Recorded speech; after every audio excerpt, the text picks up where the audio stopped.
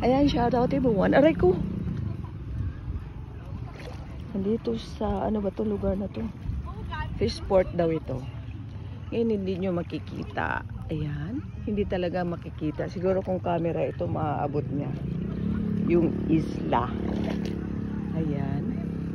Fishport daw ito. Kaya lang, wala nang fish. Parang asarap maligo. Kaya lang, ano. Ayan. Ayan, maraming nakatambay. Ayun, yung hindi siya makuha. Yung isla, malalim na pala dito. Uy, hanggang tuhod na. Uy, malalim na pala. Riko. Malalim na, hindi nga kaya ako marunong lumangoy. Hindi ako marunong lumangoy. Ayun, tatabunan na ang buwan. Masarap dito. Maraming nakatambay na mga kabataan. And then at the same time is yung iba naliligo, yung iba naman nag-iihaw sila ng isda. Aray! Ito. Di ba tawag dito? Ano ba tawag dito sa Tagalog ito? Ito na lang siya naiwan. Wala na siyang bangka. Siguro yung bangka nito ay sinira ni Uwan na Baguio. Yan yung mga pamboat na siya, sinira siya. Ayan. Ito maliit na. Mababaw na lang. Mag-high tide na siya. Ayun, nandun yung aking kapatid at saka yung anak na naligo. At yun, hindi naman maaabot. Yun yung isang isla. Ang tawag doon Naro. Yun yung mga isla. Kasi yung bayan namin ay parang 7 isla ba meron? Or 5 basta. Maraming isla. Di, kabayo ka. Yan, tumatawa akong mag-isa. Ayun. Ayun siya. Hindi ako maliligo ng dagat. Sana pala naligo na ako. Kaya lang, wala man ako dalang towel. Bababasa ang sasakyan nila. Ayun siya. Ayun dito. Ang ganda rito naming naka-standby. Ayun, mga kabataan. Mga nag-date sila dito. Parang dating hapon pala. Ito rin. Ayun siya. Ayan. Malalim na pala siya. Hindi kasi ako marunong lumangoy. Pero baga, linaw ng dagat. Linaw ng dagat. Ito niya. Ganun siya kalinaw. Yung po siyang harap ang camera sa akin. Ganun kalinaw ang dagat. Aray. Ganun siya kalinaw. Ganun kalinaw ang dagat. Ayan siya. Ganda pala dito. Ayan. Ito hindi ko alam kung bakit hinuli itong mga butete. Dapat hindi na lang. Kasi hindi niya nakakain, nakakalason. Yan tiyan mo. Hinuli nila. Butete yan. Sana pinabayaan na lang sila sa dagat. Hindi ko alam kung bakit hinuli ba. Kumbaga. Ayan. Ito na.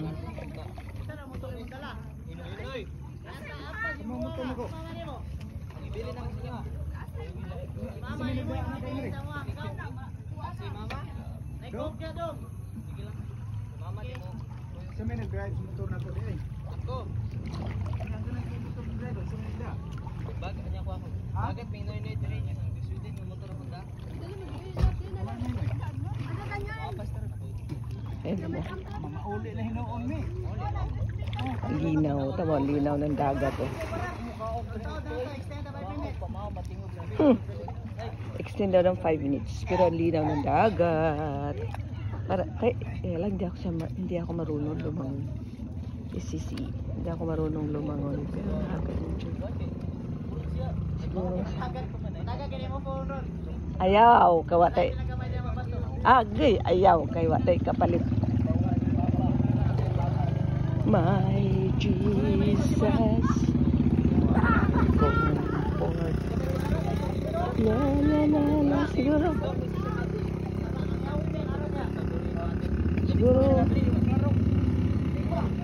Siguro may mga isda dito. Ayun. Ano? Ang linaw-linaw ng dagat. Ganito ang ganito ang nature. Pagka nature, di ba? Ito yung amazing, amazing grace, how sweet the sound. Aray ko! Sabi nila, dahil ang tagal ko daw nawala sa Pilipinas, pagbalik ko daw sa bansang Pilipinas, mag-a-adjust daw ako. At first, nag-iisip ako, baka nga, kasi matagal na akong nawala. After how many years? Matagal, 20, 30 yata. Saka ako mag-stay na hindi ako umuwi. Unang kinakabahan ako, pero hindi pala. Dahil kapag dumating na ang panahon na talagang itinalaga na ng Diyos na ikay babalik na sa iyong lupang sinilangan, the Lord Himself, maglagay na sa puso mo na, gano'n ka na, kumbaga ipanatag niya ba? Tsaka bakit ka mag-a-adjust? Bakit mo lilimutin yung iyong tawag dun, yung nakaraan? Kumbaga, accept the reality. Hindi mo na pilit hanapin yung kung nasaan ka noon. Kundi tanggapin mo na narito ka na. Kaya I am so thankful sa Lord. Although na may mga tawag doon, hinahanap-hanap mo. Pero hindi rin. Kasi kahit saang lugar ka, if you're not satisfied, if you're not happy, magiging malungkot ka. Pero kahit, kasi yun lang pinag-uusapan na meron kang contentment or nasiyahan ka wherever you are. I-accept mo na ang totoo. Diba? Kaya happy lang ang life. Enjoy life to the fullest. Enjoy every blessing that God gave you. Kumbaga, kung nakarating ka doon sa ibang lugar na magagandang lugar, you have to thankful sa Lord dahil dinalakay niya doon. Kapag dumating na pinauwi ka niya, at the same time too, magiging thankful ka din. At least pag ka dito, baka relaxing na.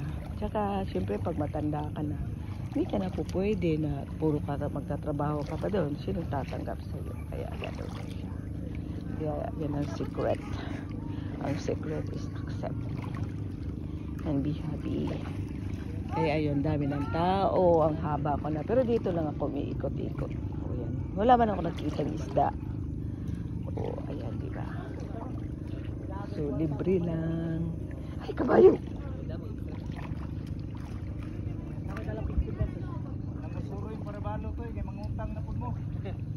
Balot? Lahat ay pambot. May pambot ito. Ayun yung naligo. Hindi nyo na makita ang naligo. Parang malalim na. Yun. Malalim. May pambot. Aray. Sa susunod, maliligo na ako dito. Pagbiting. Ay! Mga pinatatawa ko sa sarili ko mag-isa. Magbibiting suit ako dito na mag-isa. Tama mo, ang lalim ang ano na niya. Ano? Oo. Ang linaw. Ang linaw-linaw. Pwede makita. Wala naman isda. Kasi parang gusto ko magpaa. Paahan natin. Ayan. Kaya lang, sana yung mga kumakain dito, hindi nila itatapon ang plastic. Dahil kapag itatapon nila ang plastic, ang mapunta sa dagat ang plastic, kawawa ang mga isda.